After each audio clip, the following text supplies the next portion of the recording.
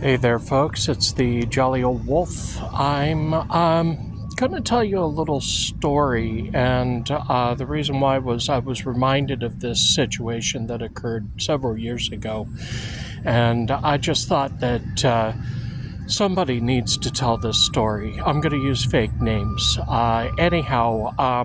There was a supervisor back when I was a custodian, a supervisor who was let's call him Joe. Joe was a decent guy. He was former military, and he was working at this same college that I was working at. The university, of course, needs custodians, and he was the supervisor for custodians, which means he was in kind of control of a building in the university. Anyhow, Joe came by every once in a while and saw this one homeless guy. And, it was like every morning he would see this homeless guy. Every afternoon he would see this homeless guy. And this homeless guy had this dog that was obviously a little underfed, but very caring of its owner. And the homeless guy, let's call him Bill. Bill was also former military, and Joe found this out because every once in a while he would stop and talk to him. And he decided every once in a while he would go and buy him lunch or possibly dinner, depending upon what time it was. And so Joe and Bill started to get to know each other, and Joe tried to get Bill onto staff to try to get him off of the streets. And so finally, after background checks and everything were done, a little over a month later, Bill becomes a custodian. And Joe finds a place for him in a homeless shelter to go to at night, and Bill starts making enough money that eventually he's able to rent a studio apartment that Joe was able to find for him. And things started to improve for Bill. So, fabulous, great story. Well, eventually, Joe, who was Bill's supervisor, every once in a while something would happen, and maybe Bill would call out, or Bill would not want to show up for work or something. And Joe came in and started realizing that there were some mental issues with Bill. So being a custodian, first of all, was probably one of the best things for him. But secondly, being in a situation where your supervisor can actually go over and say, okay, how are you doing? What do you need? And eventually the VA hospital got him into therapy, and Bill was getting better. And then Joe got transferred from one building to another, but Bill no longer had Joe as his supervisor, and this new supervisor was kind of a Karen. And that was unfortunate. She would give a bunch of grief to people about the silliest stuff, and she would berate Bill over minor issues that a lot of them really had nothing to do with him. And one day, Bill was working, and he had not known, he was working at the university library, he had not known that somebody had actually entered the university library. Now, university libraries usually don't just confine themselves to students and teachers. Anybody usually can come into a university library unless they're trespassed. They can go read the books or whatever. They can use the facilities like the restrooms and that sort of thing. A lot of homeless people come into university libraries just to get out of the weather.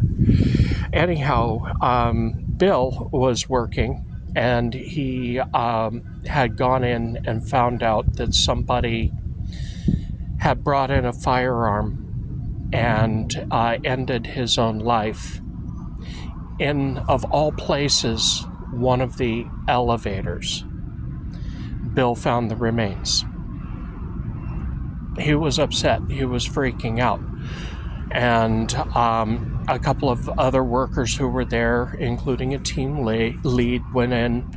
They checked everything, quarantined everything off and called 911. And this is where there are two more Karens in the story, because the police come. And the police decide that this is a time to start their simple stand-up comedy routine.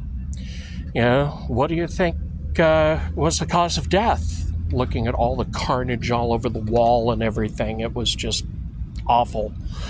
Anyhow, they're throwing jokes out there and chuckling to each other. And in the meantime, Bill is just sinking into a corner and freaking out. So they call their supervisor, and their supervisor is like, well, when the remains are there, have Bill clean up the elevator. And first of all, aside from everything else, this is totally against OSHA. This is totally against proper procedure. When it comes to things like human fluids and that sort of thing, those are considered biohazard, and we need somebody who does biohazard cleanup to clean it up. Also, there's the fact that Bill is actually a former military, and so there's the possibility of like PTSD and that sort of thing. And so after she had a really rude conversation with Bill, one of the other people decides to call Joe, and they tell Joe what's going on. Joe throws on his clothes and actually drives down to the library, and he sits down with Bill and starts talking to him, starting to calm him down, and eventually realizes that Bill is having a major PTSD issue. And so Joe, gets his friend into the car and takes him to the hospital, and eventually he's institutionalized for about a week. And being a little bit better, he comes back and goes back to work. Now, Joe can't just automatically say, hey, Bill, I want you over in my section. He has to put in for the transfer, and the transfer has to be approved by the higher-ups. But Joe put in a lot of complaints, first of all about the police officers who were being as unprofessional can be, and then about the supervisor who was also being extremely unprofessional.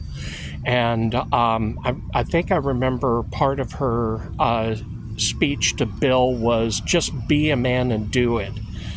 Horrible. Anyway, so eventually Joe got it so that the Karen of the group actually had to go through classes on just being a better supervisor. And from what I heard, the police officers were actually transferred eventually, not just because of this situation, but because of some complaints from students. Now, Bill is a team lead, and he's working with Joe again. And Joe has Bill over for dinner every once in a while. Bill's dog recently passed away. 16-year-old dog. These things happen. And from what I hear from Joe, he's planning on taking Bill to the Humane Society to get another dog. And I think that this story kind of has some conclusions that are important. First of all, one moral to this story is we need to declare war against homelessness, not the homeless. That's first of all. Secondly, we need to start realizing that a lot of our homeless happen to be veterans. And that's another issue altogether. We are not funding veterans well enough.